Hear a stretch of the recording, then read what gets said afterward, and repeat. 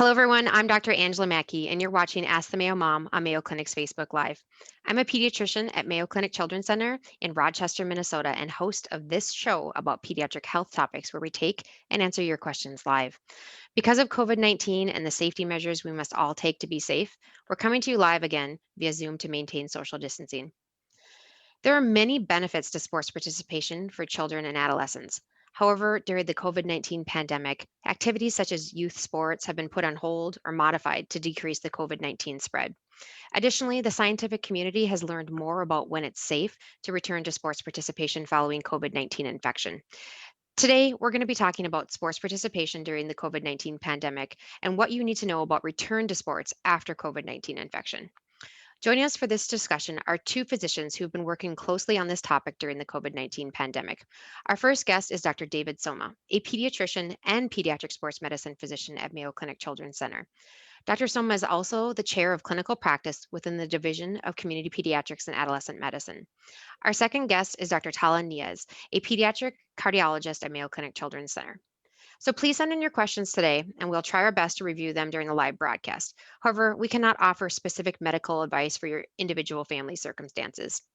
So Dr. Soma, welcome back. Dr. Niaz, thanks for joining us today.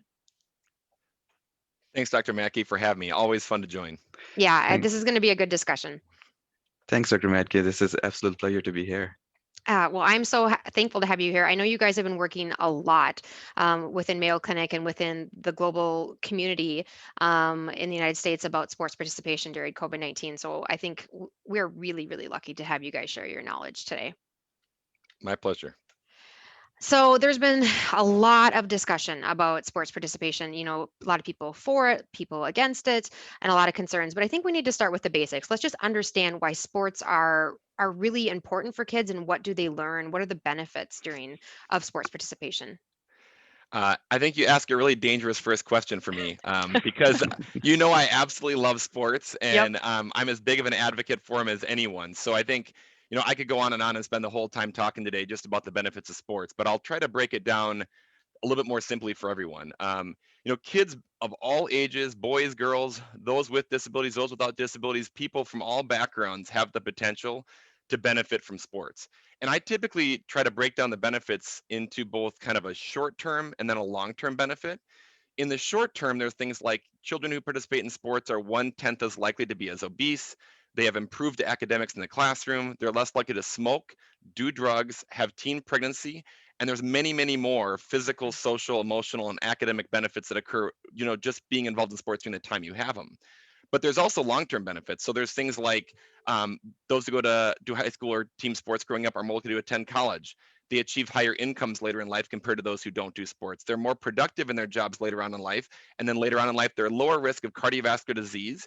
And children of those who are in sports are more likely to pass that activity on to their children. So the benefits are not just in the short term, they can last a long time. They're so valuable.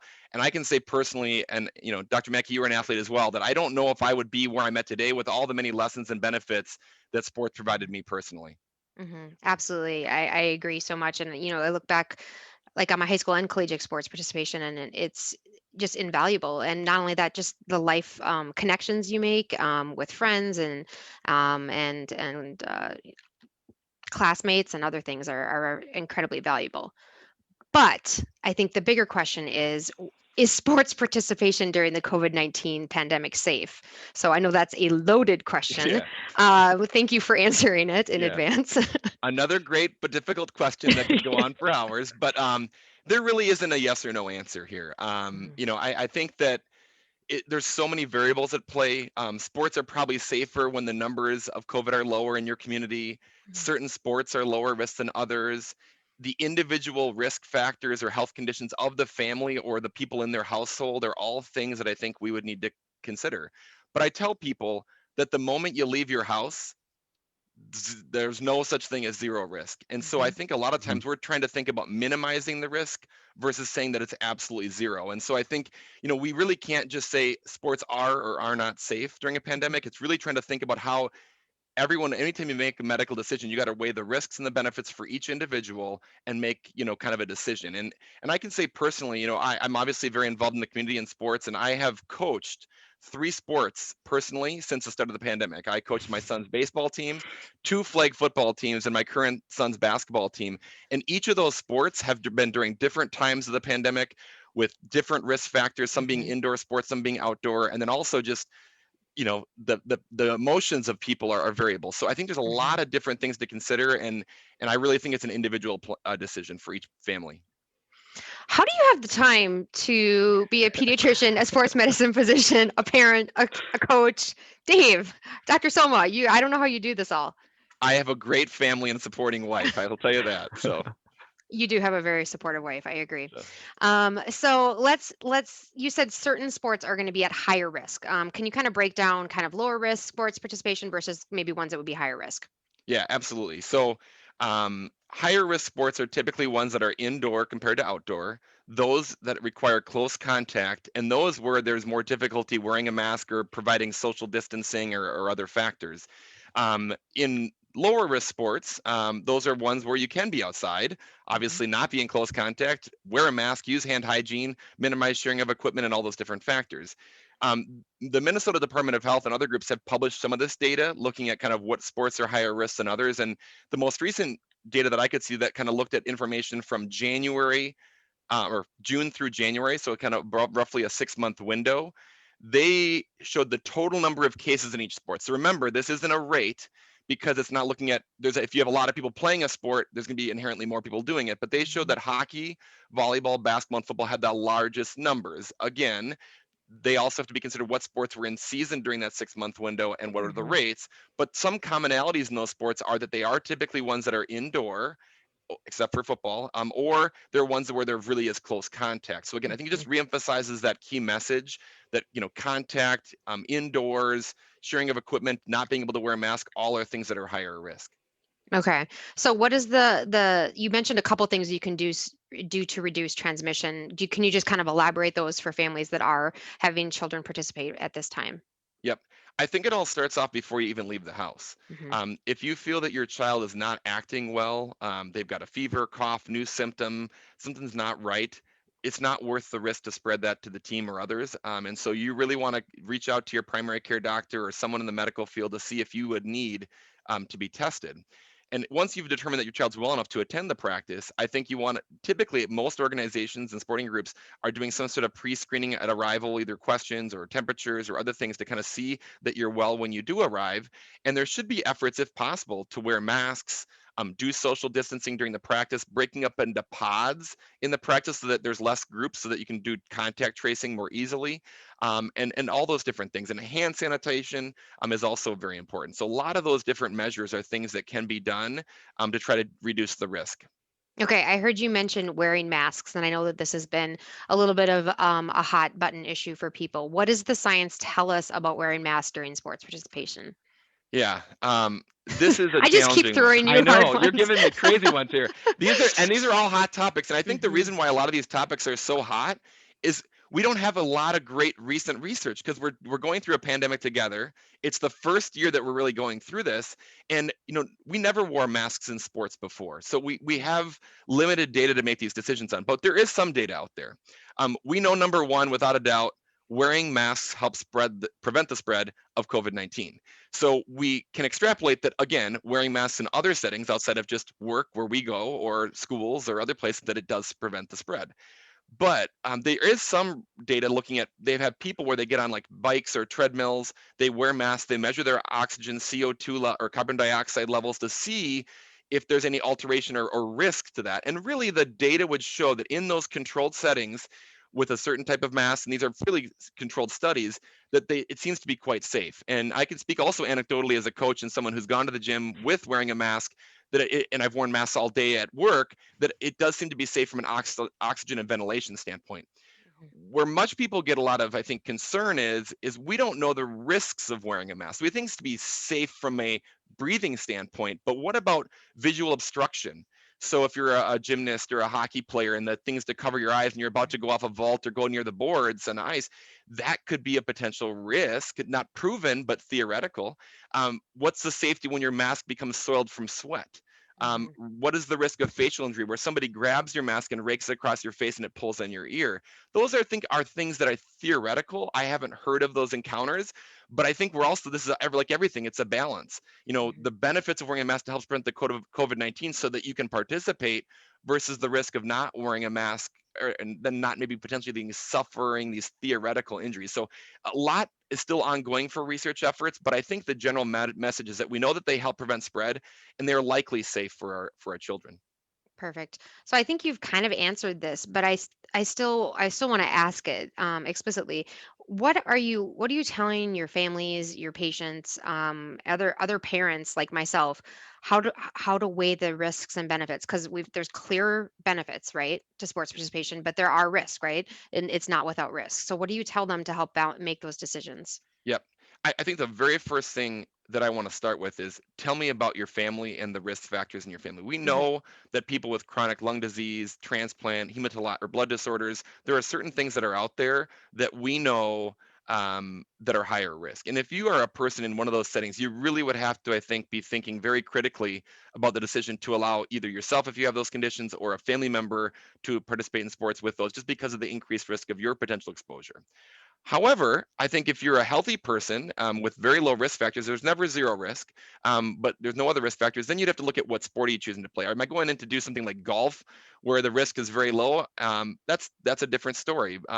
Or what is the risk of that person not playing sports? If you know your child has a history of mental health issues, and last time they missed sports for whatever reason in the spring, or they've missed sports due to injury, they become very depressed or anxious or have other issues, then those are things where I think you really have to say for that individual, even though there's some risk of COVID, the benefits here in this individual would really outweigh it. And again, I can't say what the magic ratio is and the number of check boxes you need to check to prove it, but I think that it is an individual decision. And I know that for my own family, I've noticed that with my oldest son, who's very much an active athlete, he hasn't been able to attend school, which has been challenging in many situations. And this has been a huge outlet for him. And I noticed that his sleep patterns have improved, his just demeanor and interacting with his siblings and us has improved. And overall, just his mental health and view on life has really been much more positive. And I think, again, it's not without zero risk, but you have to look at that individually for your child and your family.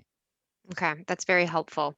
All right, let's transition to what we need to know after a child has had a COVID-19 infection. What are the risks of returning to sports after that, and what symptoms would families need to be watching for? Mhm. So I can speak to that a little bit, and Hmm.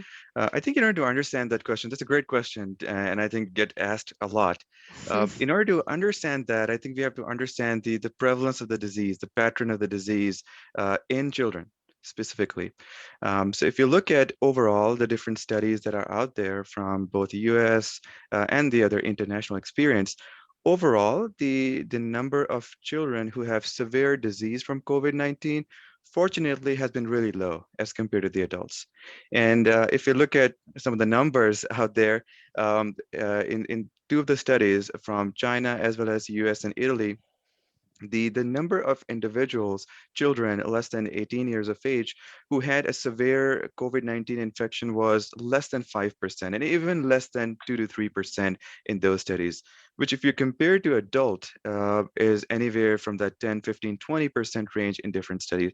So overall, fortunately, a lot of the children who do have COVID-19 or contract this virus don't have significant symptoms from it.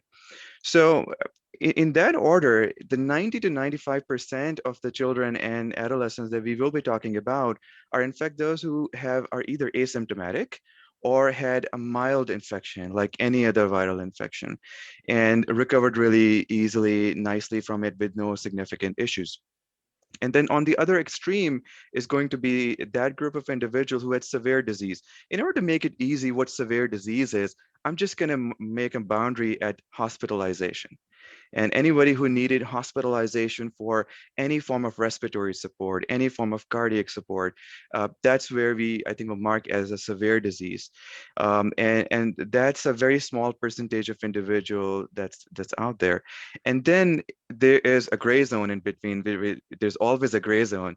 And that's the 5 to 10% in between who had some more symptoms, moderate type of disease patterns, and slightly more symptoms than the general. And so it's important to know what would be the risk in their case. With that as I think as a preamble, uh, when we look at the cardiovascular problems in children, that is even rare. Than the severe disease. Even among the individuals who have severe disease, the prevalence of cardiovascular problem is low. But the conditions that do arise are quite significant, and the things that we worry about. So a few things that we have seen reported in children is myocarditis or cardiac injury, which can either lead to depressed cardiac function or certain times some arrhythmias. Similarly, we've seen arrhythmias as a primary component of the cardiovascular manifestations too. And then there is even a very small group of individuals who have a condition of multi-system inflammatory syndrome of childhood, MISC, who have coronary artery problems where there is dilation of those coronary arteries. So when we think about the signs and symptoms that you have to be aware of from cardiovascular perspective, those are the three conditions that I'm looking for. And the things that I would be interested in knowing would make me think about doing more further workup would be symptoms like an atypical chest pain with the activity, with exercise. The most common cause of chest pain is just a benign chest wall pain in most of the individuals. But if there's any atypical features to that, I think that would make you worried. Other things would be significant episode of dizziness with activity, passing out with activity that make you think about arrhythmias, palpitations with exercise, or significant palpitations even at baseline during the illness or after the illness would be something that would warrant further evaluation in group of individuals. So those are certain things that I would be looking for or asking children who do come in to see us in cardiology. Okay. Are some children at higher risk for complications following COVID-19 infection and return to sports, like some certain pre-existing conditions? And my other question is, does the severity of their COVID infection symptoms predict the likelihood of higher risk of kind of late complications that you just described? Mhm. A great question. And again, it's something that we don't have enough data to suggest the late complications in children. We've only through this for about a year, which is again a year, but we Hmm. don't have enough data to suggest any of the late complications and to predict that. But theoretically, if individuals who had severe disease or critical disease, or those who had MISC, there's a higher risk for cardiovascular problems in that group of individuals, and that's why we end up doing more evaluation and more follow-up in this small percentage of children as compared to the ones who don't have as severe of an infection. Um, so again, I think it just depends on the how the presentation was, and even among individuals who presented with severe disease, there's a higher prevalence of those who didn't have any cardiovascular problems. Okay. What about the pre-existing conditions like Hmm. kids with congenital heart disease, Hmm. a lot of Hmm. children that you take care of? Hmm. Yes, so that's again another really great question. Hmm. So although we do think that certain congenital heart defects or certain conditions might put you at a higher risk for infection, anecdotally, we haven't really seen that in our population. And individuals, children who have congenital heart disease, um, have actually gone through the illness in a similar fashion that we've seen in otherwise normal hearts and kids who have no pre-existing conditions.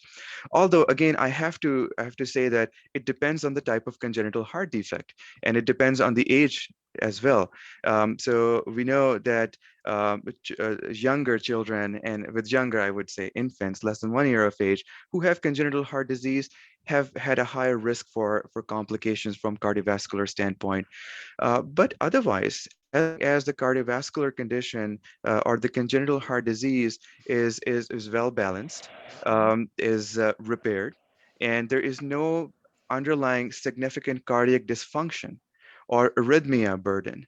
Uh, there hasn't really been any significant problems in that group of individuals. But again, I think as I drew the line that there is 90% of individuals who will do perfectly fine, but then there is that 5 to 10% who may have slightly higher problems. And again, that group is going to be those who have a significant congenital heart defect that is unrepaired, who have cyanotic congenital heart diseases, pulmonary hypertension, and then certain conditions in which there is depressed cardiac function in certain forms of cardiomyopathy, as well as those who have arrhythmias, as well as long QT. So there are that group of individuals where we do see and do envision that there could be slightly higher risk. So we want to be slightly more careful as compared to the normal group of individuals. Now, in addition to cardiovascular, the other conditions, pre-existing conditions that are significant is significant asthma at baseline. And I think that would pose you at a high risk for asthma exacerbation as in any other viral infection and viral illness. Significant obesity has been shown in certain studies where they looked at individuals who were hospitalized. A larger proportion of those individuals were significant with significant obesity. So that is definitely a risk factor for going into COVID-19 as well. Okay. So we have a great audience question, which leads into the next thing I wanted to ask is about return to play. Do all kids need special monitoring before they can return to sports participation? And what does that look like? I know you guys have been really involved in creating these return to play guidelines. I'll let Dr. Niaz give his opinion. I've got one, but I'm curious to hear what he has to say first. And I think the reason why I gave the whole preamble of the significant number of children that we are seeing are asymptomatic mild infection with no concerns. And then there's a small percentage of individuals who do have significant disease. I think that I want to continue with that because the risk for any cardiovascular problems is significantly low if you are in that 90-95% group where you have either asymptomatic infection or a very mild viral illness. And in that group of children and adolescents, I personally don't think that we need significant evaluation. Now, keeping in mind the asterisk goes up there, and keeping in mind that there should not be any significant cardiovascular symptoms, like we talked about chest pain, which is atypical, syncopal episodes, palpitation, significant dizziness, or symptoms like that. As long as we don't have any of those symptoms, the likelihood of any cardiovascular problems or needing further evaluation in that group is very low. I would not generally consider that. Now, then we go to the other extreme of the severe disease and those who had MISC. Absolutely, we need to have a full evaluation for those with severe disease and MISC, no brainer, with ECG, some blood tests like troponin, and an echocardiogram as well. And then we come to the gray zone that's in between, where there has been a lot of different thoughts, a lot of controversy as well, and what should we do and what should we not do? And in order to understand that, I'm going to give another preamble. I know I'm adding a lot of things in there. For us to do a screening test, we need to understand, what does a screening test really mean? We can do ECG, echocardiogram, even MRI in every individual. But would that be beneficial or would that be harmful? And whenever we consider any test as a screening test, we have to keep in mind that there will be a group of individuals who will have false positive, and we end up doing further evaluation that ends up being nothing.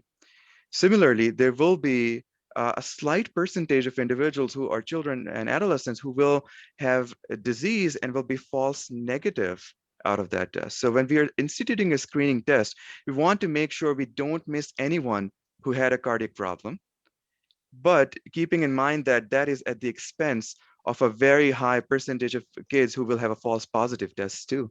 And so we have to go through that route of further evaluation, which may be redundant.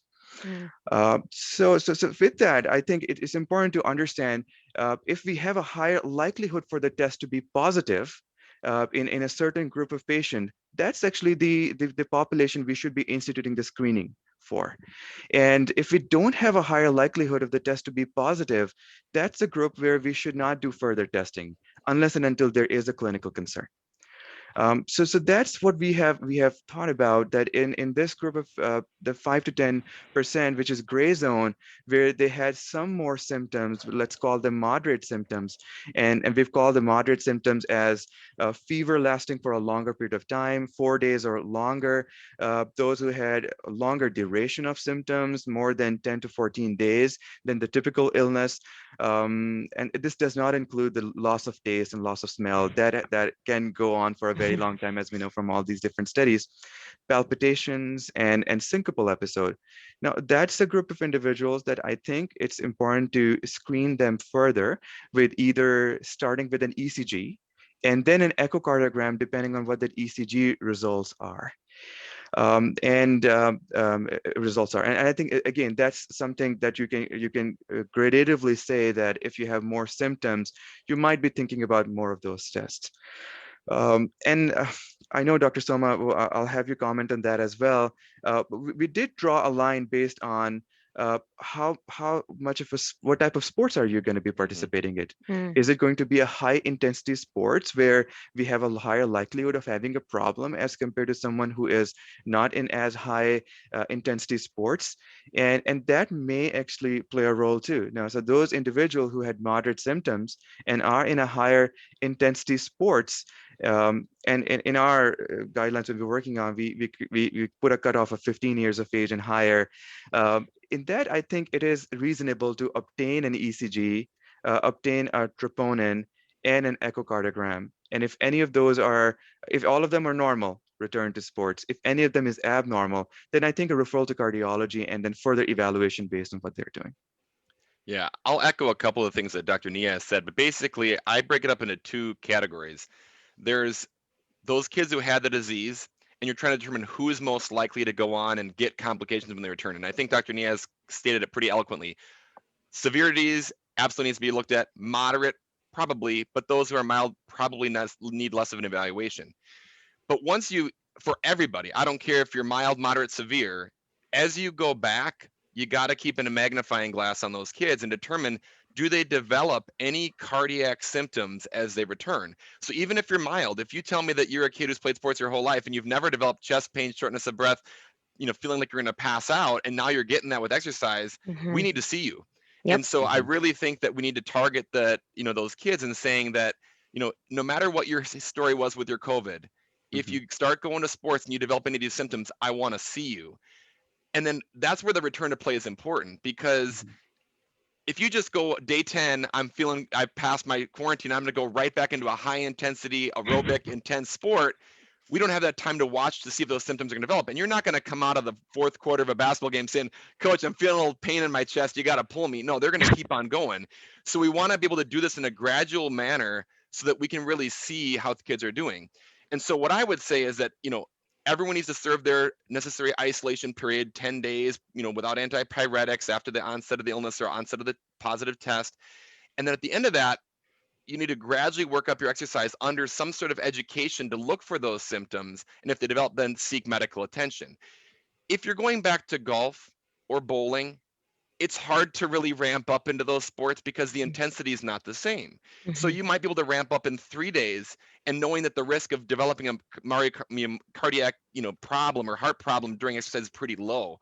But if you're going back into football or basketball, sports with more intense exercise where we know that there's more potential for cardiac problems when you return, if you have an underlying cardiac issue, then those are ones you want to be a little bit more slow and intentional and have definitely that observation of those symptoms. And I think that's kind of really where the role of the return to play falls, is that we can't 100% predict based off of what your symptoms were with COVID, how likely you are going to develop that myocarditis. And I can anecdotally say that I've had a couple patients where we've worked them up for potential like myocarditis or other complications, and not everyone fits the perfect story. So who's going to be in charge of that, like, gradual return to play? Is it on the parents? Is it on the trainers? Is it on the coaches? Or is it a combination? I think it's a combination. I mean, most high schools, not all, some more rural places don't have as much resource, but most high schools would have some sort of athletic trainer or nurse at the school or someone that could potentially help guide them through that. But for most youth sports in America, those things aren't available. And so I think it's just more a matter of education. And we know, as Dr. Niaz said, that if you're under the age of 15, we're typically treating those kids a little differently, and that encompasses most of our youth sports. So probably, if we don't get quite that medical supervision that we get with the older athletes is probably okay. We're still learning.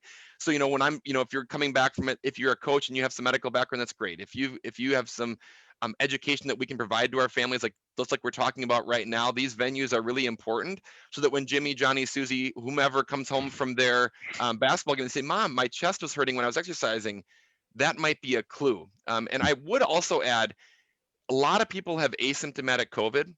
So anybody, even if you didn't have COVID, if you start developing those symptoms when you go back to sports, please Mhm. talk to your kids about it.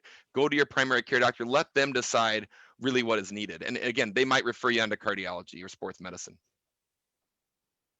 Absolutely, I echo that. I think that's the key point is, because we still don't know too much about this, and we're still in the process of learning. So any of those atypical symptoms, I think that need to be reported and should be evaluated by the primary care provider. Excellent. That sounds great. Now, are there actual guidelines return to play like we have for concussion protocols, or is it kind of more subjective sort of process at this point? Yeah, every state and every school district and every high school's handling it a little differently. Mm. I know most about Minnesota because that's where most of the patients that I care for are from, and that's kind of where most of my knowledge falls. The Minnesota State High School League and many high school leagues across the country have outlined some form of return to play. But again, this is based off of kind of expert opinion of kind of what Mhm. we would do. And so I think just generally, if you say that over the course of, 3 to 5 days, you're going to go from doing nothing and gradually work up to full intensity, full on everything, and doing that in some sort of a sequential manner, that's probably as good as we're going to get at this point. But there are some guidelines out there. I would say reach out to your local, high school league or sports departments, and they might have resources for you. Perfect. Mhm. Well, that's all the time we have. Do you guys have any closing thoughts that you want to share with families as they kind of weigh these decisions and watch their children after they return to play? I want to say sports are awesome. Uh, COVID and sports is something we need to be still learning about, and each Mhm. person needs to make their own decision. But if you ever have questions as a parent, reach out to sports medicine, cardiology, your primary care provider. Find someone with some knowledge and ask those questions, because your questions can spur on other great thoughts or research or efforts. So we have a lot to learn. Absolutely, and I think again, the role that we as a provider. So what I want to tell every parent is that we as providers are out there to answer all those questions. We know how uncertain everything is in this time frame, and we are constantly analyzing every new information that comes out, and we are looking at all that. And that's the reason for that is for our patients, for our children, so they can return to sports safely and soundly. And I think that's all the goal. That's a goal of every provider at this time frame right now. Excellent. Well, that's all the time we have. Thank you, Dr. Soma and Dr. Niaz, for joining us. This was fantastic. Our Thank you. It pleasure. was it Yeah. was a pleasure. Yeah. You can catch the next Ask the Mayo Mom live video and question answer session on Thursday, February 11th at 11 a.m. Central Standard Time. We will be discussing how to talk to your children and adolescents about death and dying. This is often a challenging topic, but something that most families will unfortunately face. Joining us for this discussion will be Jennifer Rodemeyer, a child life specialist, and Dr. Daniel Hilliker, a clinical child and adolescent psychologist. Thank you, everyone. Have a great day. Remember to be safe and get your COVID vaccine when it's available to you.